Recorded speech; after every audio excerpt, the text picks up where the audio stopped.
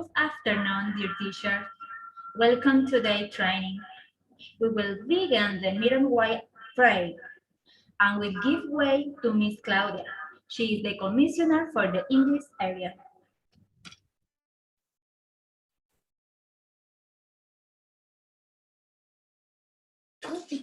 Hello, we'll start with a prayer.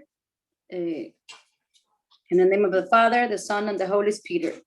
Our Father who art in heaven, hallowed be thy name.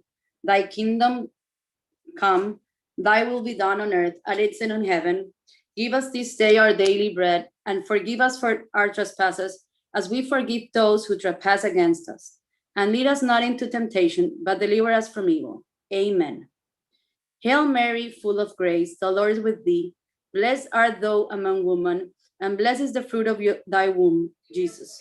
Holy Mary, Mother of God, pray for us sinners, now and at the hour of our death. Amen. In the name of the Father, the Son, and the Holy Spirit. Amen.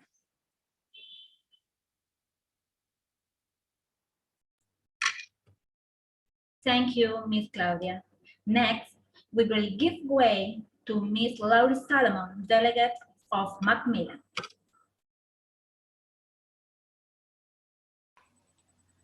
Hello, everybody. How are you?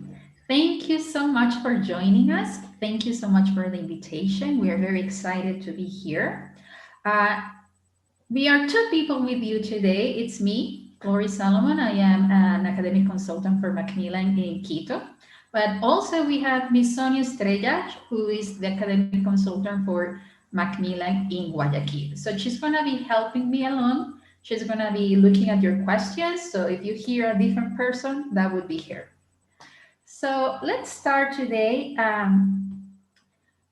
talking about what we're going to be doing this year, how to use our books in our online classes. And I would like to ask you a question. What are some of the doubts you have about using the textbook in class? So I would love for this session to be interactive, to answer your questions, to get answers to your specific needs. So if you go ahead and you write your questions in the chat box, we will try to answer those questions. Meanwhile, today we're going to be talking about two different series. We're going to be talking about happy campers, and we're going to be talking about Move Beyond. When we consider happy campers, and I'm going to show it to you. Here we go. This is the Happy Campers book. And one of the advantages of Happy Campers is that this book is a flip book. So you have two resources in one book. On the one side, you have the student book, where you're going to have the content to work in class. And on the other side, you have the language lodge. And here you're going to find the material to reinforce the content. So what is ideal is for you to work with both sides of the book in your classes. Obviously, we have some time limits.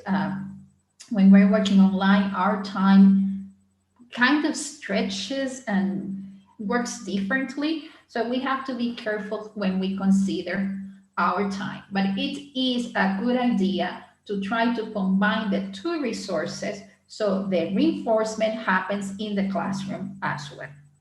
So let's go ahead and look at our book. I'm going to share my screen. Give me 1 second. And let's see.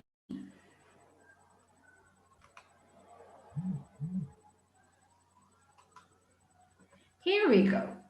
So this is what you have. This is your digital resource, and this is the content that you can use in your class along with your students who will be using their textbook.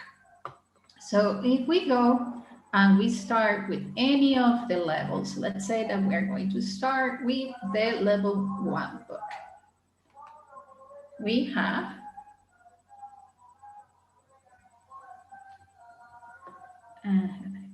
our two resources. We have the student book and the language book. When we go to our student book, we're going to look at our different lessons, and let's go to the first one. Okay, so if this is the information we have, this is the content we have, how can we work with this material in our classes, and how can we work with our students along with the material? So when we look at our lesson, we have lesson 1 where we're going to work with vocabulary, lesson 2 where we are going to work with grammar. At the bottom of the page, we have the connection where we see the language lodge, and on the left side, we have the vocabulary. And I think I'm not sharing my sound, so let me check. Yes, I'm not sharing sound. Let's do that again. Okay, so when we start the unit, we have vocabulary. Always, we're going to start with a presentation of vocabulary, but we also have an additional resource. We have on our cell phones, our students can download the Happy Campers and the Ink app. So if we have limited class time, because maybe our class time has been reduced, we can take that app and use it before class. We can ask our students to start the process independently by using the app. So they practice the vocabulary, and when we come to class, they already are familiar with the words. So how do we start the activity? We can ask our students to open their book, find the vocabulary unit, the vocabulary activity, and for example, here, and using their little fingers, and this is something that we can teach them. Everybody show me your finger. Everybody fingers up, everyone fingers up, everyone fingers up. So we teach them to use their finger to point at the vocabulary. So they listen and point. That way, we are incorporating different modalities. We're incorporating listening, looking, and moving, or the kinesthetic part, by pointing. Once our students have done, yes? I'm sorry to interrupt. It's just that we have a couple of questions that I wouldn't like to leave without answering, but these questions are regarding specifically about covering all the units. If they have to cover all the units, and they are asking about currículo priorizado, and if they have to take information, a summary of the information from last year. And I think that when it comes to the curriculum, and this is something very important, the way that you prioritize the curriculum, if you agree, Lori, is an internal decision with your coordinators, and your all of the team and the teachers should agree on which are the units that you're going to choose, or if you want to take the most important parts of the lessons and the units. Okay, so this is something, because we can agree that we have 8 units, and we have around 9 months of class, so maybe you can adjust your topics to that. Is it okay? What do you think, Lori? Absolutely. These have to be institutional decisions.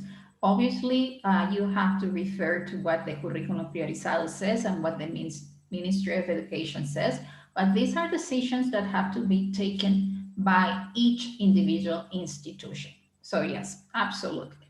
Yeah. Okay. Sorry, and this is something, because here I missed this part. It says Inicial 2 and first grade, which belongs to Bebop. Okay. And what I have here is that, of course, in Inicial and first grade, that will be part of preschool. They don't work with a curriculum priorizado. Okay. In this case, this is what I've been told right now.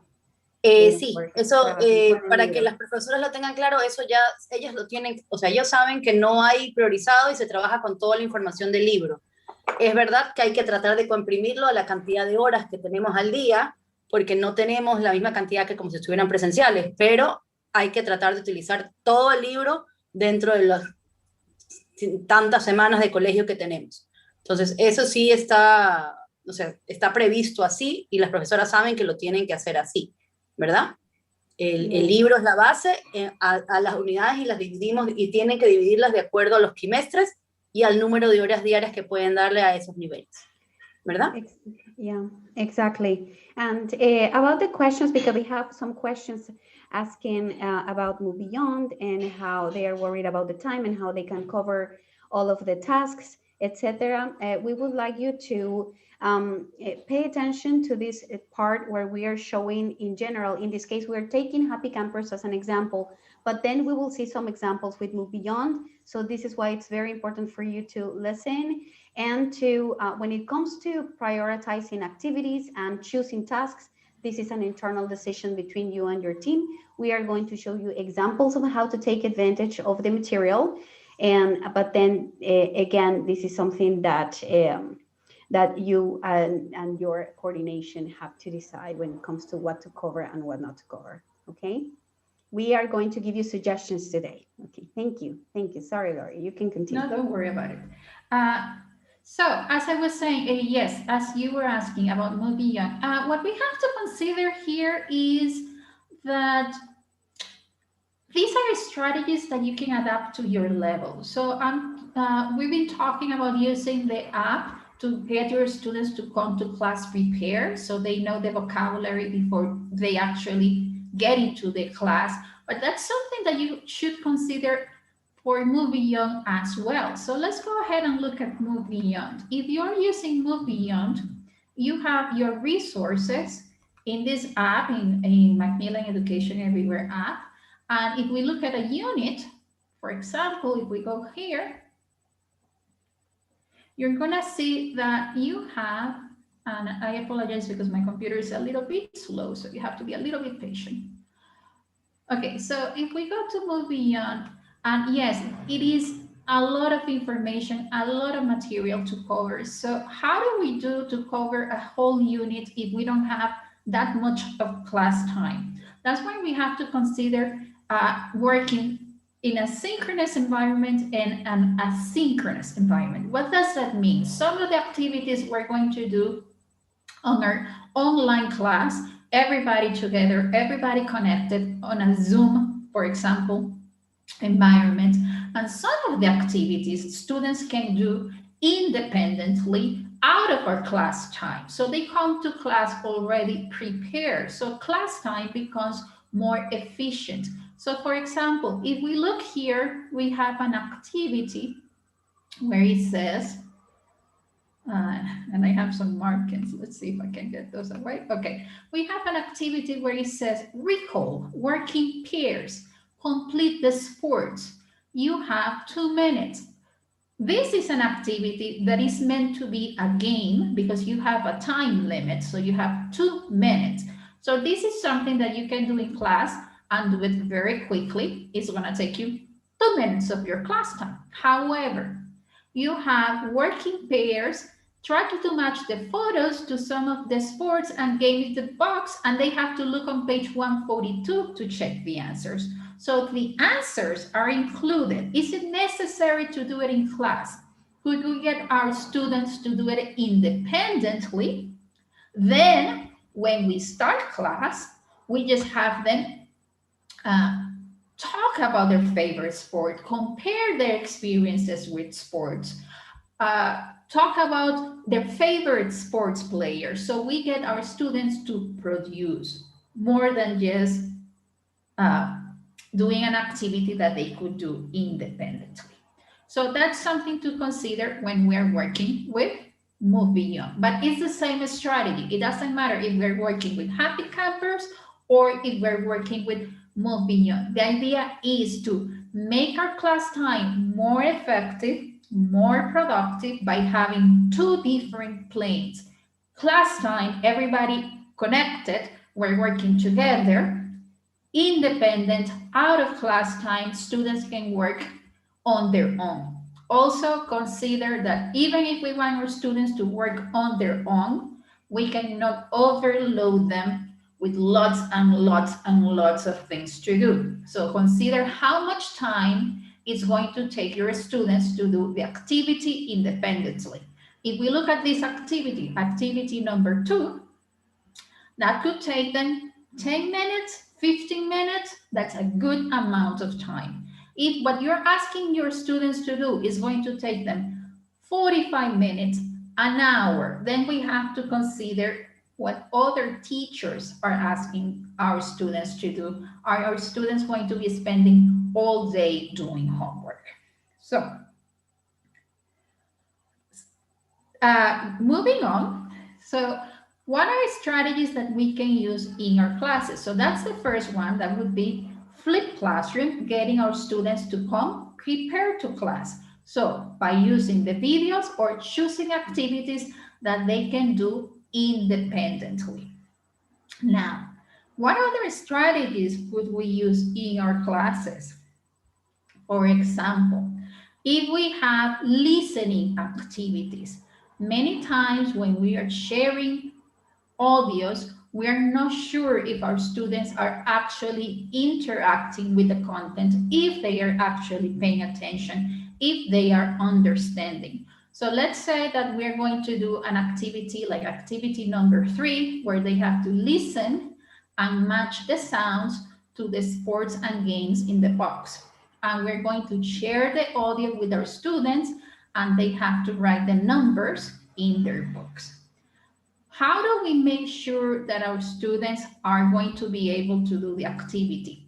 So the first step is to have very clear instructions. Many times students can't complete the activities because the instructions are not very clear. So one good technique is to do ICQs. ICQs are instruction checking questions. So if my activity is, for example, activity number 3, where students have to listen and match the sounds to the sports and the games in the box, and they have different sports. First, we need to make sure that our students understand the vocabulary.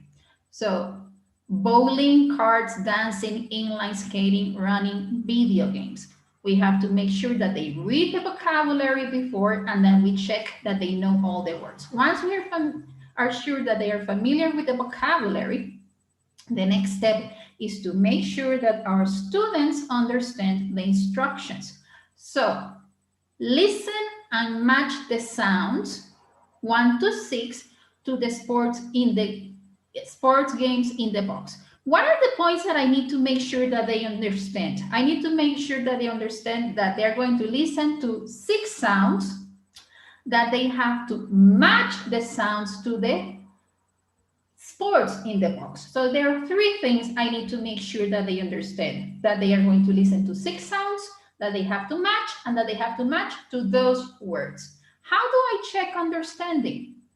I use ICQs. So questions that I could ask: how do I know that they know how many sounds there are? I can ask, okay, how many sounds? What is the only answer? What is the correct answer? 6 sounds. Okay, we have to listen and match. How do I understand that my students how do I check that my students understand match? I do an example. So let's listen. Is it bowling? Is it cards? Is it dancing? It's bowling. Perfect. So I write number 1. I do an example, and then I let my students do the activity. So if I'm doing this is the same strategy if I'm doing this for my older kids, but it's also the same strategy if I'm doing it for my younger kids. If I'm doing it with my kids who are working with happy campers, for example, and let's look for an activity where they have to listen and point. So in this case, very simple. They just have to listen and point. But let's find a different one where they have to do something more complex. Let's go to a level 4, for example, or a level 6. I'm sorry, I went to the wrong one.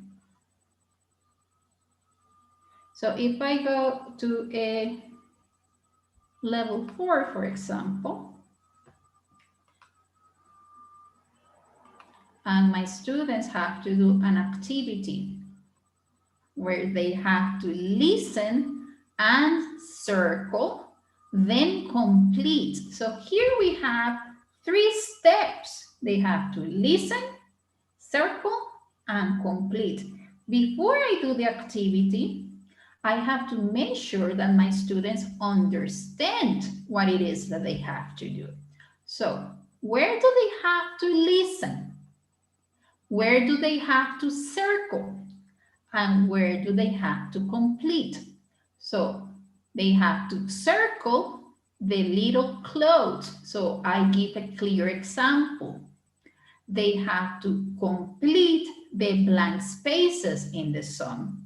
So I give a clear example, and then I check to make sure that my students understood. So what is step number 1? Listen. What is step number 2? Circle. What are we going to circle? And my students can say the clothes. Okay. Step number 3, complete. What are we going to complete? And my students can show me the blank spaces, and then I do an example. Now, one of the things that happens when we do listening activities is that some students have more abilities than others. So some students work faster, some students are a bit more, they take more time, they are slower. So it is important to make sure that we give students the time to complete the activity. We give students the time to listen to the activity twice, or if necessary, 3 times. Doing a listening activity 3 times is going to take some class time. So that's where we need to consider which of these activities we can do out of class, students can do independently, so we have more productive class time. So for example, if I'm working with my students doing the listening in class, and I want everybody to have the opportunity to listen to get the answers, and I add 1 extra step, maybe I send them to breakout rooms, and they can compare their answers, they can compare their spelling, they can compare the circles, then the next I find an activity that instead of doing in class, they can do independently.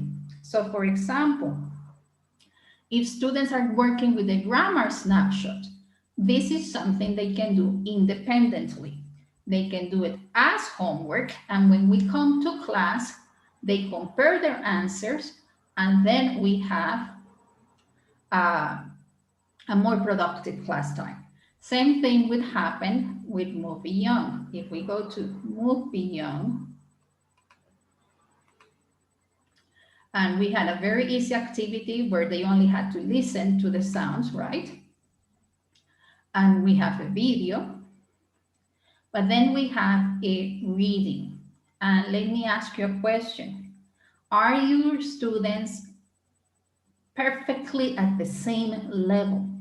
Do you get students who are all at the same level, or do you have what we call mixed ability classes? You probably have lots of mixed ability classes. Yes, all of our classes are mixed ability ones. We don't spread them by capacities. Exactly. So that means that you're going to have some students who are slower, who need a lot of support, and you're going to have some students who are faster and they finish very quickly. So the question would be, who do you teach? Do you prepare your class towards the fastest student, or do you prepare your classes towards the slower students? And is it fair? Is it fair to sacrifice the slower student for the faster student, or to sacrifice the faster student for the slower student? The truth is, it isn't. So it is a good idea to consider what activities we can get our students to do independently, because it's going to be more productive for everyone. So for example, if you have an... Lori, Lori, we have a question about the components. Again, I would like you to make a quick reminder of the components that they have, because they are asking, will students have the digital book too? So here we are focusing on how to use the book, but remember that all of these strategies, we are taking this as an opportunity to learn how to get our students work on their printed books, right? So maybe if you can talk very quickly about what they get in both. Yeah, sure. Your Happy Camper students are, as I showed you, are going to have their physical book with their student book and their language lodge, which is the practice book, in one component, and they have their digital component is the app on their cell phone that they can use to play games and review vocabulary. Your Move Beyond students will have their physical book also with their student book and their workbook. And additionally, they have a practice online. That one you will see next on the next session with Sonia. This is a blended system where students have physical resources and digital resources. So Happy Camper students have their physical book and they have their phone app. Move Beyond students have their physical book and they have the practice online. Why is it a good idea to have a blended system? The advantages of a blended system is that you are going to be able to develop all of the abilities, because when we only use digital resources, reading abilities are not developed in the same way than when we use an actual book, and there is research about that, so you can go ahead and look it up. And writing abilities are not developed in the same way. And ironically, it's a little bit counterintuitive, but thinking abilities are not processed in the same way in a digital format as they are on a physical format. So by having the two kind of resources, you get your students to develop all of their abilities. For example, when you look at a reading, for example, this one, Game On, the level of comprehension is deeper when students read on a physical book than it is when students read on a digital book. They have done research, they have done different studies, and there is more attention to information, there is more attention to details when we read on a physical book. The comprehension is a little bit more shallow when we read on a digital book. So that's why it's important for students to have the two kinds of resources. Yeah, and even more in preschool. Sorry, Lori, because this is something that we need to emphasize, because we also have questions about Bebop and about the components that young learners have. So for Bebop, students also have an app for their phone, but they have their student book and their activity, their physical student book and their physical activity book. Especially for preschool, it's very important for students to start working on their fine motor skills, their gross motor skills, to start that process of actually flipping pages, physically flipping pages. All of that's very important to develop when we're working with preschool. So going back here, so as I was saying, if we have mixed level classes and we have an activity like this where they have a quiz, some of your students might be able to do it very quickly. It will be very easy for them. Some of your students might need more time. They might have a hard time understanding what the question is asking. So this is an activity that students are better served doing independently. This is something you can ask your students to do out of class, before your class, or after the class. That way, the student who needs to do it quickly and he's finished doesn't have to wait for the student who needs more time. And the student who needs more time doesn't feel pressured to finish quickly because somebody else is already done. So that makes our class more individualized. So instead of, and it makes our class time more productive. Instead of spending a lot of time waiting for some students to finish, they come prepared, they have already completed the activity, and we can go ahead and complete our class time with speaking tasks. So in this task, we give our students time to look at the functional language, prepare to speak, and then work in pairs. So this is a way for us to make our class time productive. And here we have a video as part of the unit. So here's the question. Do you think this is something that is more productive to do out of class or in class? What do you think? For the video, they have to try to guess the sports and games. Is this something that it would be more productive to do in class or out of class? Well, if you said in class, you're correct. If you said out of class, you're also correct. It is going to depend on your decision as a teacher. So for example, you could tell your students to look at the pictures, predict what the sport is, write it in their book, or using post-it notes, write their predictions in the book. Then in class, you watch the video very quickly. So you divide the activity in 2 parts. Or you can get your students to make a list before class, make a list of a prediction, and then in class, we watch the video and they check and see if they got the correct answers. So it is up to you. Or you could get your students, share the video with your students before class, and then when you come to class, you talk about predictions. What did you get right? What you got wrong? So there is no correct answer, but what we need is to find ways to maximize our use of our physical resources and maximize our use of our class time. So let's look at a way to maximize our use of our physical resources. So once again, we are here in Happy Campers. And in Happy Campers, our students have, for example, the vocabulary. Here they're supposed to listen and echo. So that's something very simple we can do. They listen to the words and they repeat. However, research shows that for vocabulary to become active vocabulary, students have to use the vocabulary at least 17 to 21 times. And listening and echoing is just 1. And then we have the second activity, and that would be 2.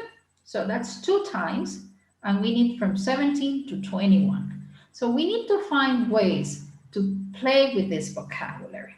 So one way we can do it is to ask our students to looking at these words that are part of the book. If we have older students who are independent, who are very independent, we can get them to do it in groups. If we have younger students who are not that independent, we can do it teacher-led, so the teacher decides. But one simple way is to ask the students to write a number next to the words, and then they are going to say the words, and the other students can write them. So you can do a dictation, for example, using your vocabulary.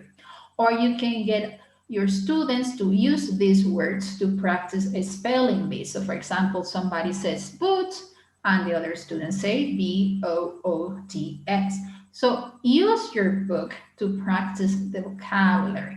Since you have your digital resources, for example, here you have your flashcards, you can get your students to look at the word and find it very quickly in their book and spell the word.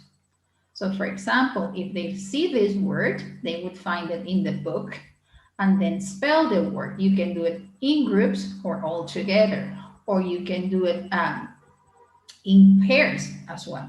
Another thing you can do, since you have your digital resource, you can show the text and find your students, ask them to find the word and spell the word. So combine your physical resources and your digital resources so that there is a lot of practice going on in your class. Now, here we have grammar. And I think we worry a lot about working with grammar with our students. We want them to have lots of grammar practice, but we also have to consider that grammar is something that is not an abstract.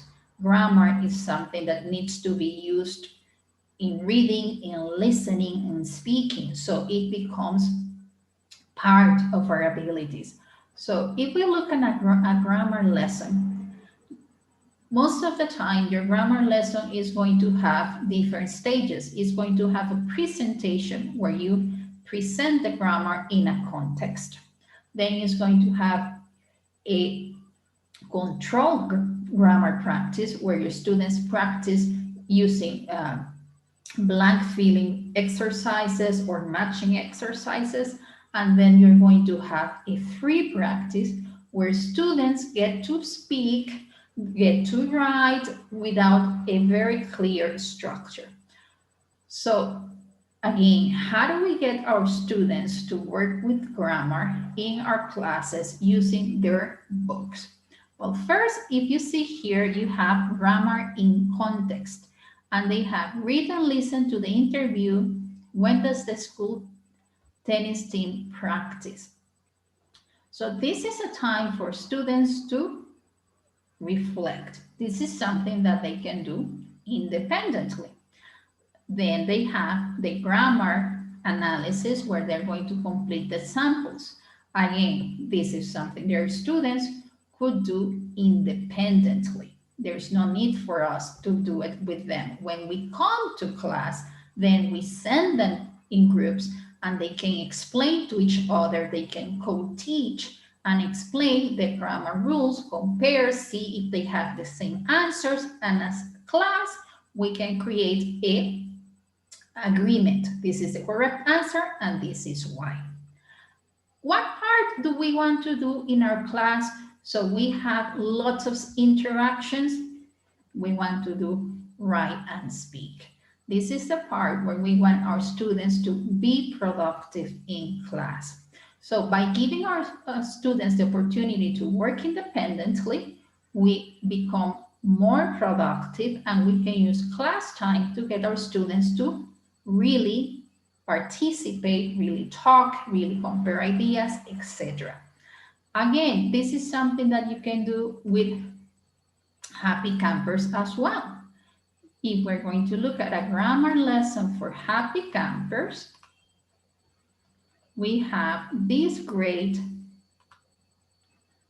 vocabulary and grammar in context lessons where our students can see a comic strip, and from that comic strip they are going to figure out the vocabulary and the grammar.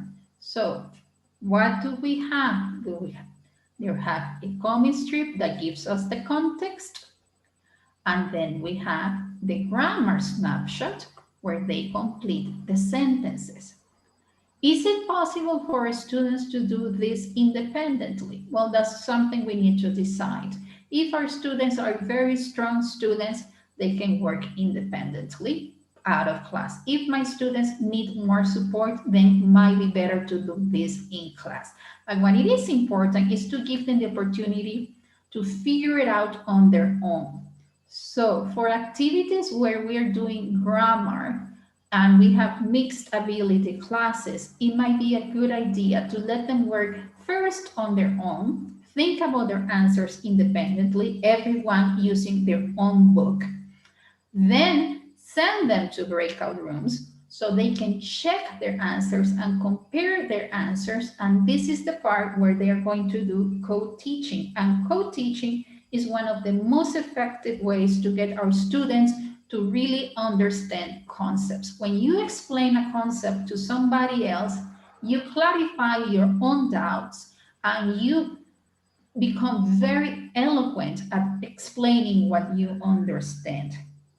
So for example, if you get your students to do the grammar snapshot, you can do it in 3 steps. First, everybody individually in your own book. Let's answer the questions. Then let's go to the breakout rooms and compare our questions.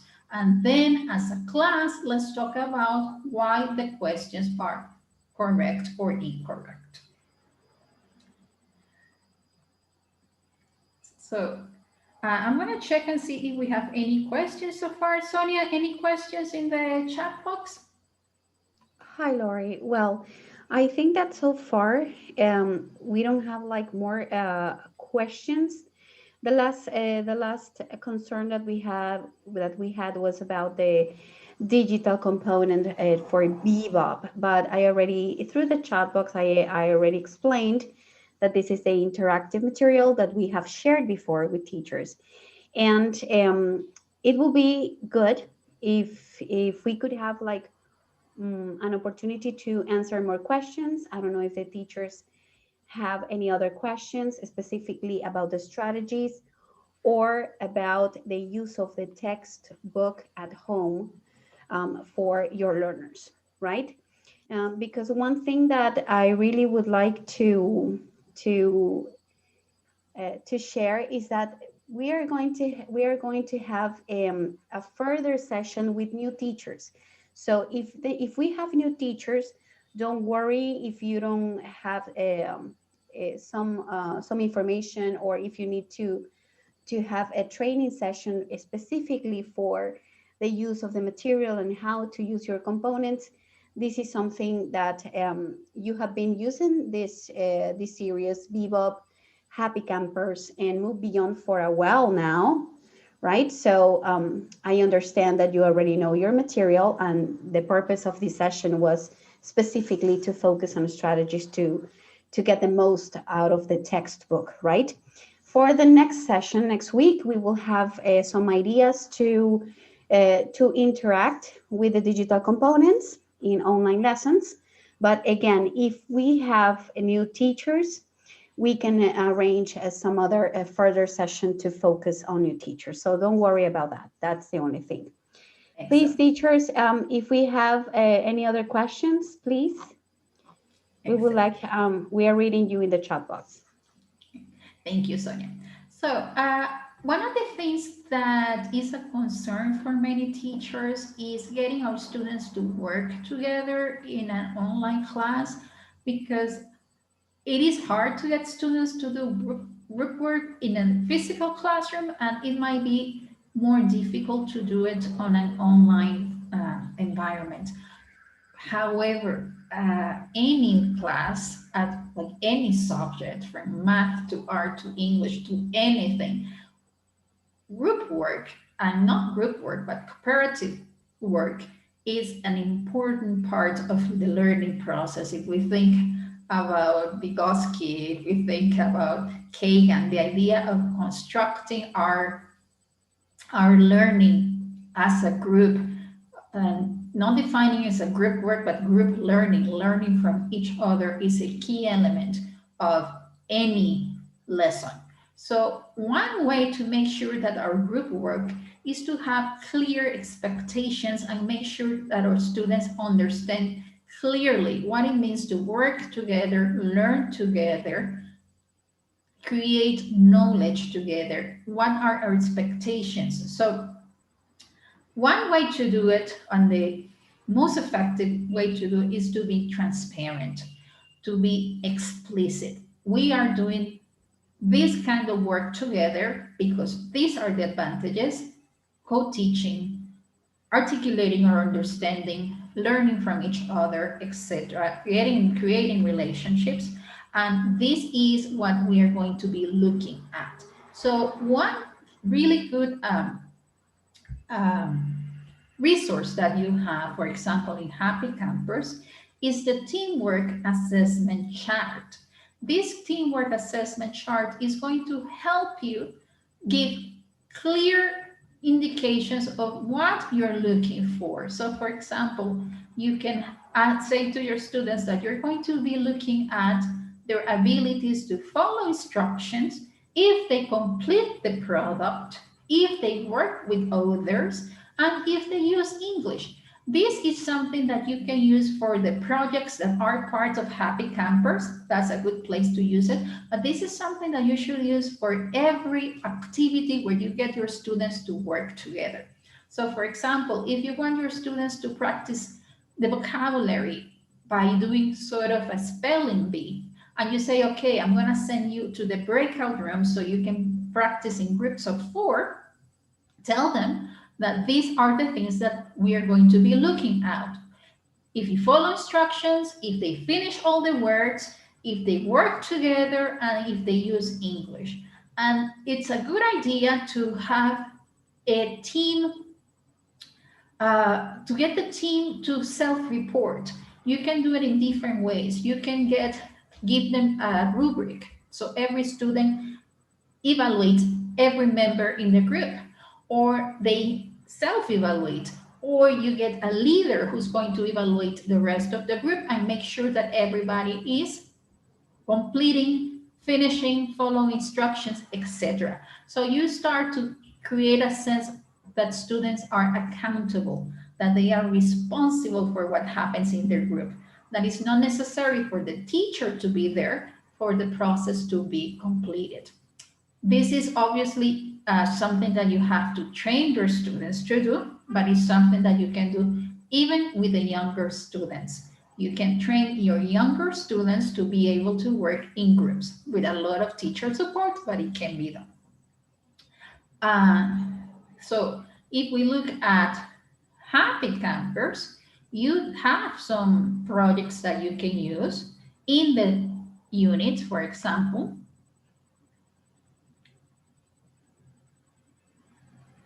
If we look at the unit,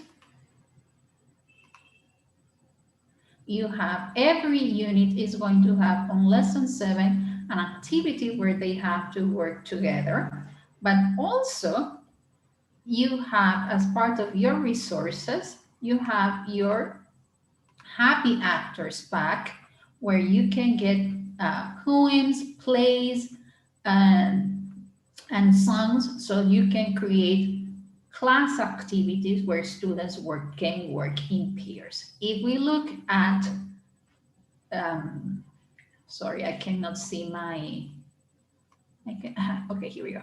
If you look at Move Beyond, in Move Beyond, you have the Language and Beyond session. And this is one of my favorite sessions in Move Beyond because these are life skills. So first of all, you have a very clear life skill. So for example, this one is communicate and cooperate. And you have an activity that is divided in parts. So first they read, then they do, they reflect, and they extend. And these are activities that are meant to be cooperative work. So students can work together, and you can create a rubric to check what you want your students to develop, what skills you want your students to develop. So if the activity is about communicating and cooperation, that would be something that you can focus on. And you have a reflection point. So this is a good place to get students to think about it. Did they work well as a team? Did they cooperate? Did they participate? So this is a resource that could be very productive for your classes. Okay, so we are running out of time. We have 5 minutes left. So I'm going to stop sharing my screen. And if you have any questions, I can see, oh, my chat disappeared. I'm connected through my cell phone, so I can see your comments in the chat box. Lori, we had the same question again about students getting digital books. And remember that as Lori mentioned, what you have or the students have are the physical books or the printed version of the books. You have all the interactivity, you have interactive presentation tool for Bebop, you have interactive presentation presentation kit for Happy Campers and for Move Beyond as well. When it comes to the digital practice or the online practice, remember that in Move Beyond, because they are teenagers, we have the practice online. And for young children, they will work with their printed book, with their physical book, And they have the Bebop app that is for free, available for cell phones, and also the Inks app for happy campers that are also free. And this is for extra practice. There is no way for us to monitor that because it is not a platform. This is an extra practice that will be a very useful tool so we can have children more prepared for our lessons, so we can have more dynamic online lessons, okay? But this is something that is important for you to remember. Thank you, Lori. No problem. Something to consider. I understand the feeling that homework should be digitally corrected. I understand that it makes our lives as teachers easier. However, we also have to consider that sometimes when homework is corrected online, it is reduced to a point grade and it doesn't become real feedback. So maybe we need to limit the amount of homework that we are setting so it can be an effective practice with real feedback. So that's something to consider. Okay, thank you, Lori. I think our time is Yes, up, right? exactly. And I really would like to thank all the teachers that have been sharing this afternoon with us in the name of Sociedad de Beneficencia de Señoras de Guayaquil. We appreciate your punctuality and as well the time that you have been working with Macmillan. And just to remind you that as academic consultants, and we are here to support you. Again, if you have any other doubts or questions, that we can share that internally via email, and we will be glad to help you. Okay, so thank you very much, Mr. Bolivar, Miss Isabel, and all Miss Claudia, and again for the opportunity to be sharing this with you. Thank you very much. And as Sonia said, contact us if you have any problems or any doubts, and we will be more than happy to help you out.